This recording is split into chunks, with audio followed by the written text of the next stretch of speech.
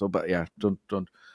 I would have to check that. It's around Yeah. there. So, but like the fun fact is just like there's more Facebook accounts than formal banking accounts in Cambodia, and that So this shows how digital the youth is, and still unformalized to some extent. For crypto, that's not the case yet. So currently there's 200,000 accounts, a lot less than the banking sector, and nothing compared to 10 million Facebook accounts. Okay. So in comparison to like Binance or other centralized exchanges, what has been your kind of asset criteria? What are you going to be listing on the platform, and what's the reason for that? And are those specific kind of top tier assets, or how do you think about that? Yeah. So for now we launched around 180 spot pairings.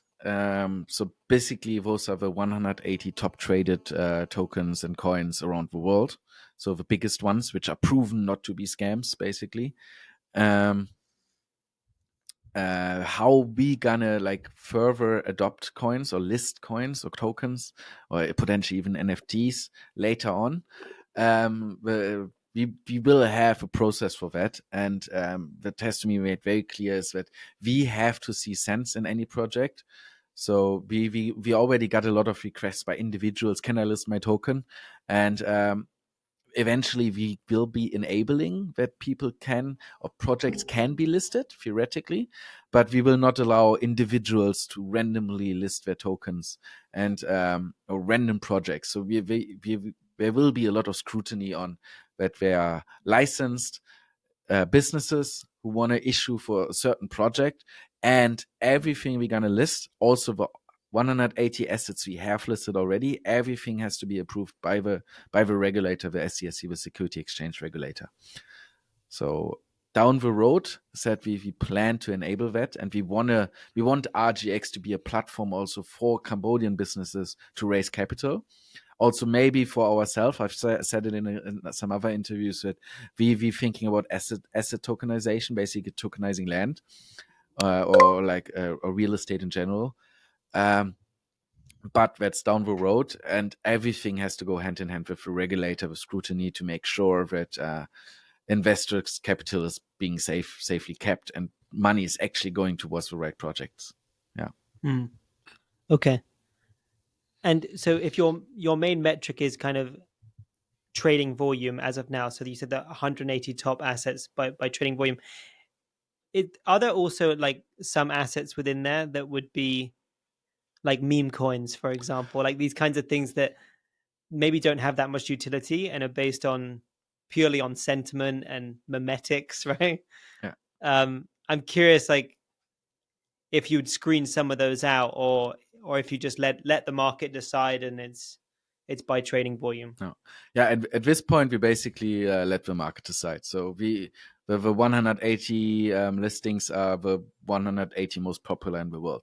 So that includes a lot of meme coins as well. So yeah, you can buy Dogecoin or you can trade Dogecoin on RGX. I do, like there is probably not much real value behind it in terms of projects, but I mean, that's the fun thing is like that's often the argument with crypto and digital assets in general, right? Oh, it doesn't have any value in the back. But I mean, that's the same thing for fiat as well, right? The fiat, you have the government promising it has value. And that's the beautiful thing about decentralized blockchain is, I mean, it's not the government, but it's a community. So so to me, digital assets and the blockchain by design is the most democratic thing in the world. Like it's by nature totally democratic. So Dogecoin, yes, probably for just as we take this as an example, or any meme coin potentially, if like millions of the people decide this has value to them, like who would anybody be to say it has not value, right?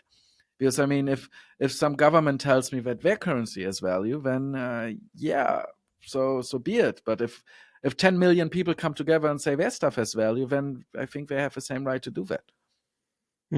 That's it. No, that's a good way to think about it. What would you say some of the challenges have been to kind of communicating the message and differentiating yourself from like the likes of a Binance? What are you going to be focusing on to get people to see you as like it's a different offering? Yeah. Now that question came up a lot also from the community, the existing community. Why RGX over Binance, right? Like 200,000 Cambodians are already happily on Binance, and they've been doing this for 5 years plus. So why go to RGX? I think, like as previously as you asked, what we're gonna list, we're gonna have a lot of scrutiny, like what's gonna be listed. So we won't open the gate for anything to be listed. That's one thing, which is security and anti-scam for the user.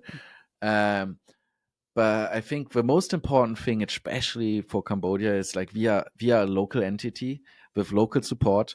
So our page is in Khmer. The app, which we're going to launch very soon, we already have the app. We're just waiting for them to go live on the App Store on Apple and Google. They're going to be in Khmer. The website is in Khmer.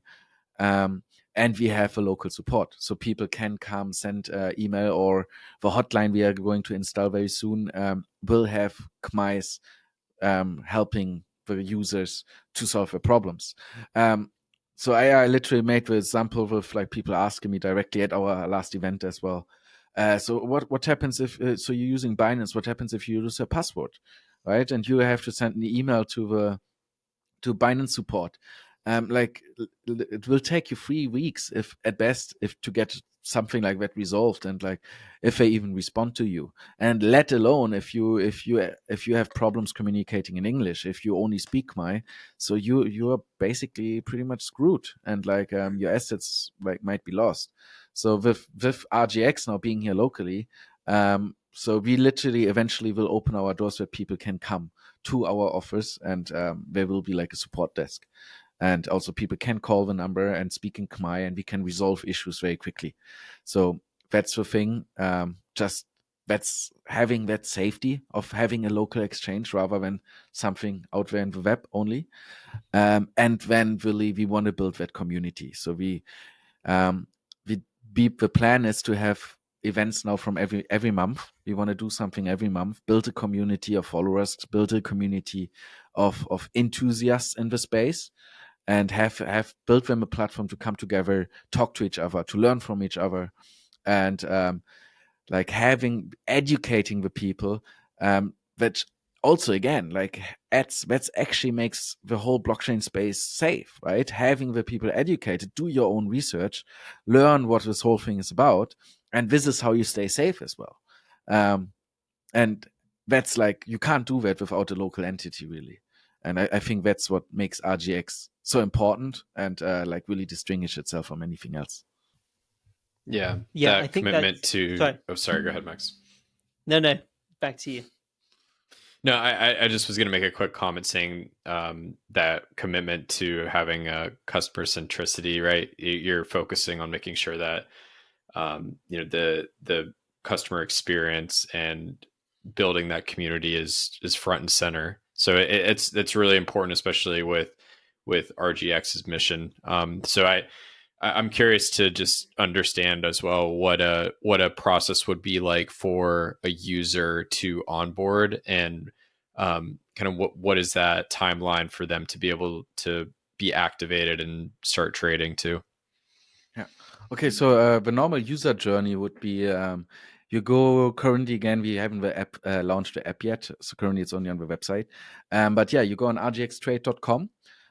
You type in your email, create a password. We will put in your phone number. We will send a verification code to your phone immediately.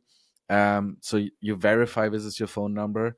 You verify your email, and then the account is basically created. The next step then to actually be able to actively trade, withdraw, and deposit is then to go through to verification process, meaning KYC.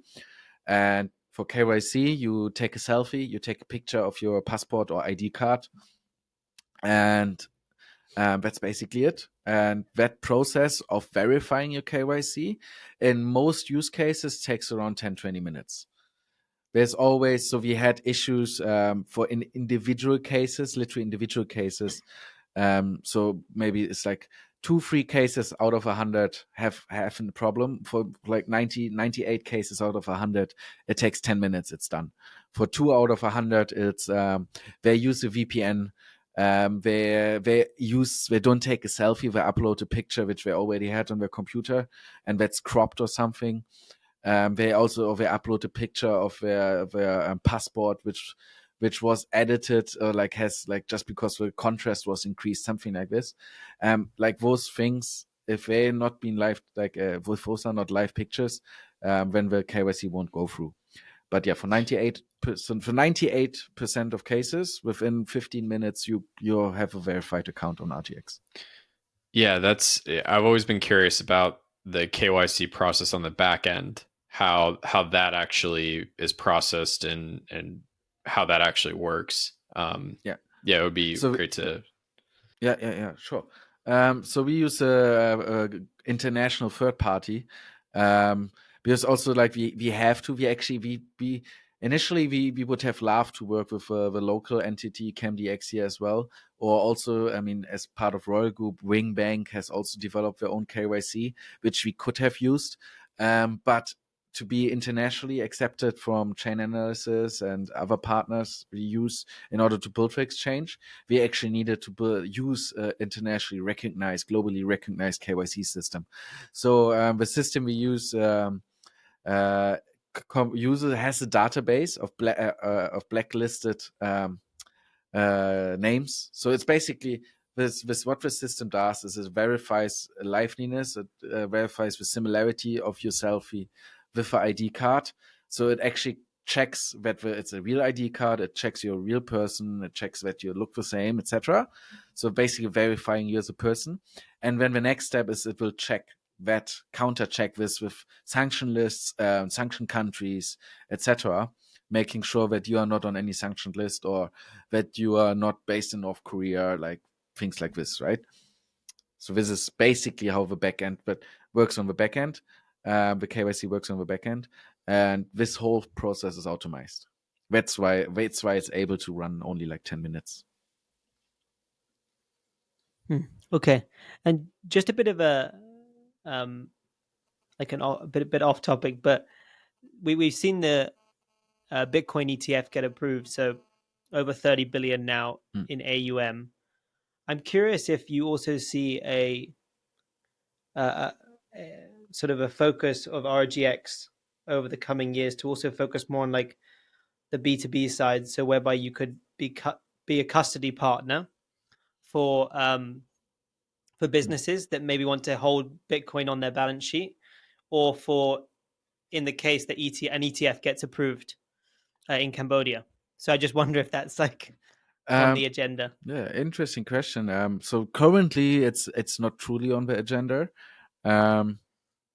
but it sure is an option. Like currently, what I like. RGX will definitely enable businesses or like so individual businessmen, right, to put part of a balance sheet in Bitcoin. So you can buy Bitcoin on RGX, right? So that definitely would be a possibility. In terms of issuing a fund or like an ETF, I think currently the market is not big enough and it's not ripe enough for actually doing that. So yeah, I don't think there's enough businesses right now who would be interested in doing so to make that a worthwhile endeavor. So yeah, it's not really on the agenda right now, not in the short, not in the medium term, maybe in the long term. Short, medium term is building the existing community out, educating the community and building an actually blockchain affinite, blockchain understanding community of Cambodians. So getting that first before you actually start selling ETFs to the corporates. Yeah. Okay. And now that we're kind of, I mean, from your side, I'm someone that probably understands like the macro shift that's going on and interest rates, let's say, peaking and more moving into an easing cycle. Would you say that's like a leading indicator for the crypto market in general to outperform in 2024, risk assets in general, as we kind of shift into a more easing environment? Yes. Yeah, very true. just recently the government seemed to step away from further interest hikes, and so next step is probably interest rates will go down. And in the past, this would have if it goes that much down, and maybe it even leads to quantitative easing, that in the past has definitely fueled bull runs. So a lot of it newly printed money, or a lot of like easy money, cheap money from the banks, would go into crypto historically, 100%. And like one other thing right now happening this year is the halving of Bitcoin again, which again also historically has led into bull runs. So yes, 2024 definitely would be primed for an upward market for digital assets, and to outperform traditional securities, traditional equity market, stock market, etc. Yes, I very much believe so. That said, I'm also, as RGX, we want to be a market enabler and market maker. I don't necessarily want to give financial advice in terms of invest. We're gonna be a bull market. I don't know. Nobody really knows, but the market and all the environment is definitely primed for one. Yes. And just one other thing that we haven't touched on: how did you go about like building your team? And maybe that could give us some perspective on like the developer talent here. So the people that you've been working with to actually build RGX. Are you working with a lot of Kamai's software engineers on this? What's that been like? Yeah. So we are building a Khmer team, and we have a Khmer team. But to be fair, like the team is learning as we go as well on a lot of the blockchain aspects. So the actual exchange was built by Xcodes, our tech partner on that project, which is based from Mongolia. They run the biggest exchange in Mongolia. They run the exchange in Kazakhstan, one in the Philippines, and now Cambodia. So they know what they're doing, security-wise, safety-wise. We actually, inside Royal Group, we have developers as well, and we have a lot of coders and a lot of really tech-savvy people inside some of our subsidiaries as well. And we were actually able to build a full exchange in-house as well. But there just also with the commitment and the security for users, we didn't want to come out of the blue with something we just built ourselves. Because, like, to be fair, we don't have the experience here locally, Royal Group. We don't have the experience to run a full-on blockchain exchange and guaranteeing people that it's safe, right? So that's why we actually teamed up with Xcodes as a tech partner to have that extra safety for that. Like, the exchange we are providing now is absolutely top-notch international standard. And we have a lot of talent here, and like we building a really good team under RGX, and like we have really good coders inside Royal Group. But we could not promise users to have this top-notch international exchange, because it's the first one of Cambodia, right? So we did get some help from outside as well. Yeah. Well, thank you for talking through RGX with us and giving us a full perspective there. It's really interesting, and we're super excited to see what is going to be rolled out in the coming months, and being able to hopefully see the continued developments. The next, heading into our last section of the podcast, we just want to talk to you about a couple of things to know a little bit more about yourself. And I think the first one is there anybody that specifically within the crypto space that you look up to, that with RGX, there's some of the, maybe a Brian Armstrong, for example, or any other developers out there that you feel like have influenced your commitment to building in the space? It's not so much the individuals. I mean, I think there definitely are some individuals who step out. Like Vitalik from Ethereum is like one of the most genius people on the planet, probably. He often reminds me a little bit of Stephen Hawking, like being just really, really smart. I definitely admire like those kind of individuals. But I think the beauty for me, and it's like what I love so much about the space, the blockchain space, is the decentralized part in nature, right? That's also again what I like reinforcing what I said earlier with like where's the value in blockchain. The value is not the one individual building it. It's the value is that 10 million people believe in it, right? Or like as earlier said, if you look at the whole space, it's 200 million people who now use crypto blockchain. So again, like who are you? Even like governments telling me it doesn't have value. If 200 million people say it has value, and I mean 200 million people, that's that's a sizable country, right?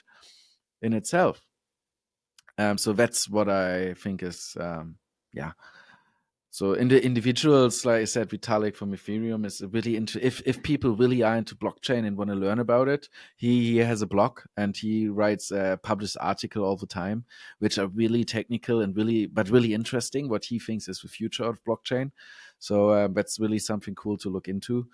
Um, then like, obviously, if you look more on the influencer side, I mean, Elon Musk is the big guy, right? And again, if I further want to go on that topic in terms of the value of Dogecoin, yeah, I mean, there is no intrinsic value by itself necessarily, but there's millions of people believing in it, and now you can actually pay Tesla with it and buy a car with it, right?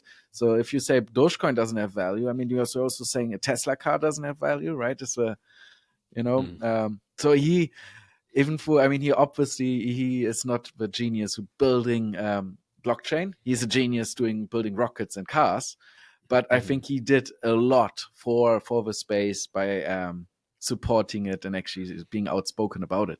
So so it's yeah, I think very mentionable in that space as well. Yeah. Yeah, I think it's funny that you mentioned that because Max has read the recent biography, and I'm actually currently going through it too. And I'm not sure if you've had a chance to read it as well, but it's very interesting just to see, especially you almost forget to post PayPal days, like SpaceX and Tesla have been around for quite a while. Like we're talking early mid 2000s. So just understanding how in the early days how he was running those businesses and at what I guess demanding like how demanding it was. It's fascinating, but on the other end of it, it's like you need almost that outlier of an individual to really push forward that kind of like technology development and different way of thinking. So yeah, he's definitely someone worth like learning from and reading about too, in terms of perspectives. Speaking of that as well, are there any books that have influenced the way that you've maybe gone about your personal life or business life, or that you just think is a good read in general? Okay. Always a good question about books. Yeah, I haven't read the Elon Musk one, so definitely I'm gonna look into. So I'm a firm believer for myself at least that when I read, I have to read a lot for work, obviously, and when I read in my private time, I also want to learn something. So I only read nonfiction books. I don't read any fiction books, never. If I want to be entertained, I watch a movie. But yeah, my favorite author is probably Michael Lewis. He writes all about finance and economics. The most entertaining book from him is Flash Boys. So if you've Yes. not read that, or Read that. maybe you have, then I have, yeah. So it's really entertaining how it's a really bad story, and it's really reflecting on the modern finance system of the stock market, and how front runners are actually skimming like little pennies of every trade, and thereby like basically stealing from your average retail trader. So, but it's so entertaining written, and a lot of his books are. So Michael Lewis is definitely one of my favorite writer. Another book which I think hugely influenced me, and I think I was maybe 13 or something when I the first time read it, is Siddhartha. It's basically about Buddha. So Siddhartha is the original name of Buddha, and the book describes how he became Buddha, basically. So how he travels, like he as a prince, how he left his home and travels through the world, and finds like his values and his principles. Like he just knew like he doesn't fit in as a prince, and then right experience that makes all this experience and eventually ends up to become Buddha, basically. And that was like actually my teacher at the time. Everybody in class had to read one book, and so he would assign a book to every student. And yeah, I got Siddhartha, and I had to read that book.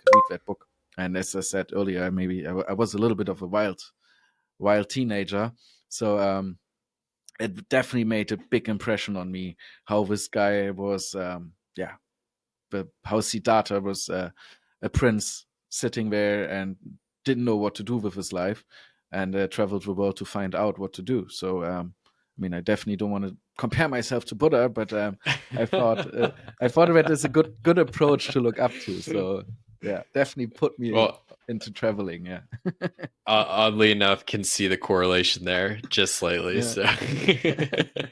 So, speaking of traveling, you mentioned a lot about how you love to hike and love to Mm. explore, and especially doing solo traveling.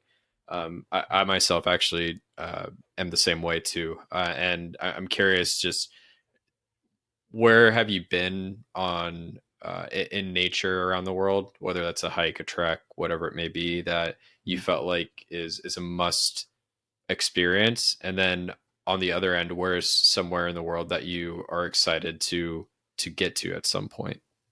Mm. So one thing I did here in the area was Rinjani on Lombok, next to Bali. I think a lot of people travel to Bali anyway. Some of them go to Lombok, and even fewer of them actually do Rinjani. And it's I think the second highest mountain of Asia or Southeast Asia. Really cool. Like literally, you can camp over the clouds, and then you have this crater.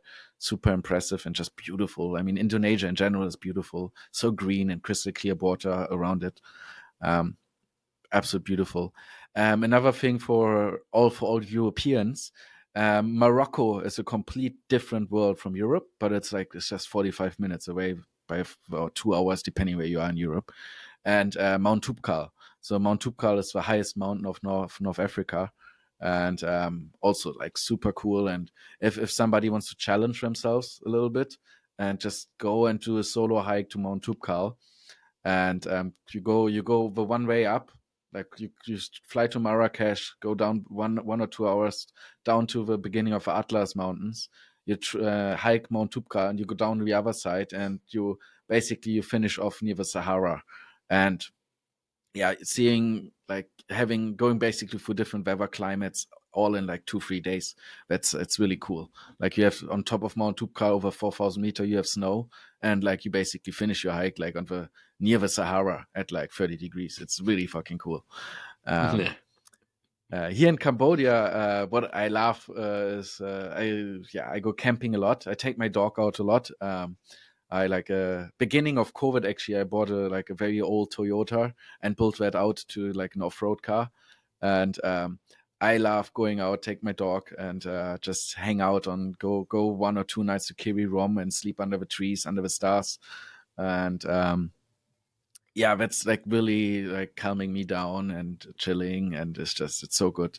Um, that's those are the times I get to eat my German bratwurst. So just take a couple beers. Sometimes, often I take a friend with me, just some beers and German bratwurst.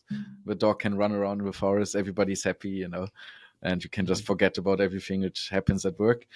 So yeah, I really enjoy that. And and Kirirom is just 2 hours away from Phnom Penh. So yeah, my second home out of the city, basically. But like if you stay in Cambodia, I think Koh Kong, the Cardamom Mountains are just incredible. There's very beautiful areas in Ratanakiri and Stang Train, and Previ here, absolute gorgeous. But yeah, those are not day trips. You can't do that on a weekend from Phnom Penh, sadly.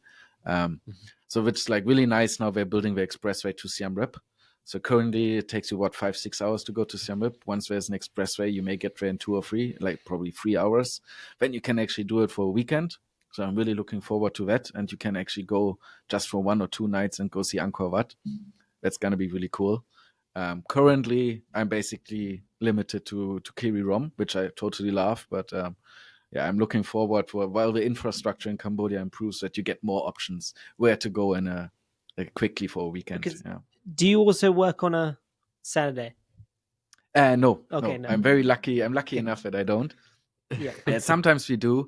So if you have an event, we sometimes work Saturdays and also Sundays. So and my phone might also always ring.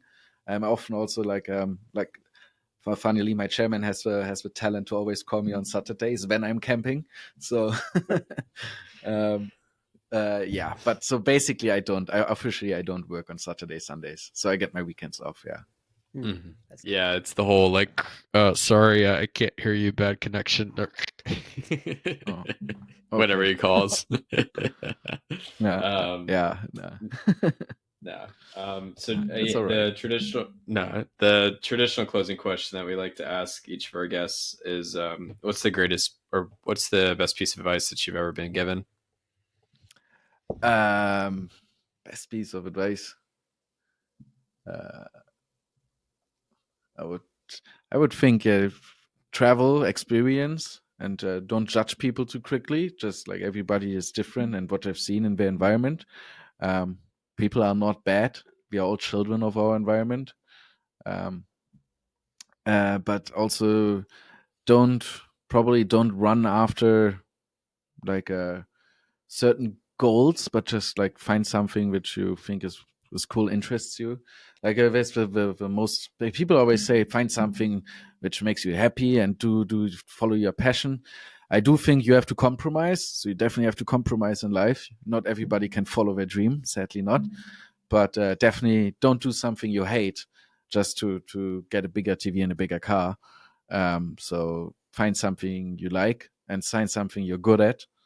And then try to build your own character and your own skill set around certain things. Yeah. Oh, great. Well, again, thank you, Thomas, for coming on to Rising Giants today. It was really great to talk to you about your background, about everything that you're working on, and yeah, look forward to chatting soon. Thank you, Tom. Thank you, Max. Yep. A pleasure to be here. Thanks. Thank you very much.